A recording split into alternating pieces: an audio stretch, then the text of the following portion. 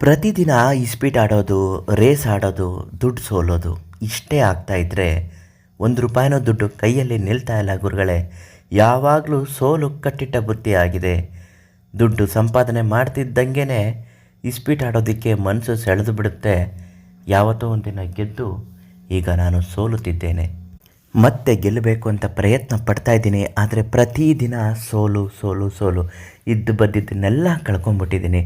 ಏನಾದರೂ ಮಾಡಿ ಮತ್ತೆ ಮರಳಿ ಬರುವ ಹಾಗೆ ಪರಿಹಾರ ತಿಳಿಸ್ಕೊಡಿ ಅಂತ ಎಷ್ಟೋ ಜನ ಕೇಳಿದರು. ಪ್ರತಿಯೊಬ್ಬರಿಗೂ ಪಂಡಿತ್ ಶ್ರೀ ಮಂಜುನಾಥ ಗುರುಗಳು ಪರಿಹಾರ ಕೊಟ್ಟಿದ್ರು. ಎಲ್ಲರೂ ಶ್ರೀಮಂತರಾದರು. ಆ ಪರಿಹಾರ ಯಾವುದು, ಹೇಗೆ ಮಾಡಬೇಕು, ಇವತ್ತಿನ ಮಾಹಿತಿಯಲ್ಲಿ ತಿಳಿಸಿಕೊಡ್ತೀನಿ. ನಿಮ್ಮ ಜೀವನದಲ್ಲಿ ದುಡ್ಡು ಕಾಸಿನ ವಿಚಾರಕ್ಕೆ ಸಂಬಂಧಪಟ್ಟ ಹಾಗೆ ಅಥವಾ ಇನ್ನಿತರ ಯಾವುದೇ ಘೋರ ಗುಪ್ತ ನಿಗೂಢ ಕಠಿಣ ಸಮಸ್ಯೆಗಳ ಪರಿಹಾರಕ್ಕಾಗಿ ಪಂಡಿತ್ ಶ್ರೀ ಮಂಜುನಾಥ ಗುರುಗಳಿಗೆ ಒಂದೇ ಒಂದು ಕರೆ ಮಾಡಿ.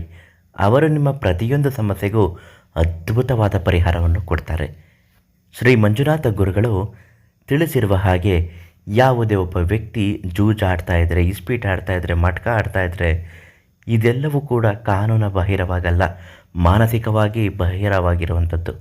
ಇದನ್ನು ಬಿಟ್ಟು ಬಿಡಲೇಬೇಕು ವಿನಃ ಇನ್ಯಾವುದೇ ಮಾರ್ಗದರ್ಶನವೂ ಇರುವುದಿಲ್ಲ. ಎಷ್ಟೋ ಜನ ಬಿಡ್ತೀವಿ ಗುರುಗಳೇ, ಆದರೆ ನಾವು ಕಳ್ಕೊಂಡಿದ್ದನ್ನೆಲ್ಲ ಪಡ್ಕೊಂಡಾದಮೇಲೆ ಖಂಡಿತ ಬಿಟ್ಬಿಡ್ತೀವಿ ಅಂತ ಹೇಳುವವರೇ ಜಾಸ್ತಿ. ಈ ರೀತಿ ಹೇಳುವವರಿಗೆ ಶ್ರೀ ಮಂಜುನಾಥ ಗುರುಗಳು ಕನಕಲಕ್ಷ್ಮಿಯ ಒಂದು ನಾಣ್ಯವನ್ನು ಕೊಡ್ತಾರೆ. ಇದು ಅಪರೂಪದಲ್ಲಿ ತುಂಬಾ ಅಪರೂಪವಾದದ್ದು. ಕನಕಲಕ್ಷ್ಮಿ ನಾಣ್ಯದಲ್ಲಿ ಅಪಾರವಾದ ಧನಾಕರ್ಷಣೆ, ದುಡ್ಡನ್ನು ಸೆಳೆಯುವ ಶಕ್ತಿ ಇರುತ್ತದೆ. ಇದಷ್ಟು ಸುಲಭವಾಗಿ ಆಗುತ್ತಾ? ಖಂಡಿತವಾಗಿಯೂ ಕೆಲವೊಂದು ವಂಶ ಪಾರಂಪರಿಕ ಜ್ಯೋತಿಷ್ಯರಿಂದ ಬಂದಿರತಕ್ಕಂತಹ ಒಂದೊಂದು ಪವಾಡ ಸದೃಶವಾದ ಕೈಗುಣಗಳು ಇದಕ್ಕೆ ಕಾರಣವಾಗುತ್ತದೆ. ಇವರು ಕೂಡ ಕನಕಲಕ್ಷ್ಮಿ ಯಂತ್ರವನ್ನು ನಿಮಗೆ ನೀಡುತ್ತಾರೆ. ಈ ಯಂತ್ರವನ್ನು ಗುರುಗಳಿಂದ ಕೇಳಿ ಪಡೆದುಕೊಂಡು ನೀವು ಯಾವುದೇ ಕೆಲಸ ಮಾಡಿ ದುಡ್ಡಿನ ಆಕರ್ಷಣೆ ತುಂಬ ಚೆನ್ನಾಗಾಗುತ್ತೆ.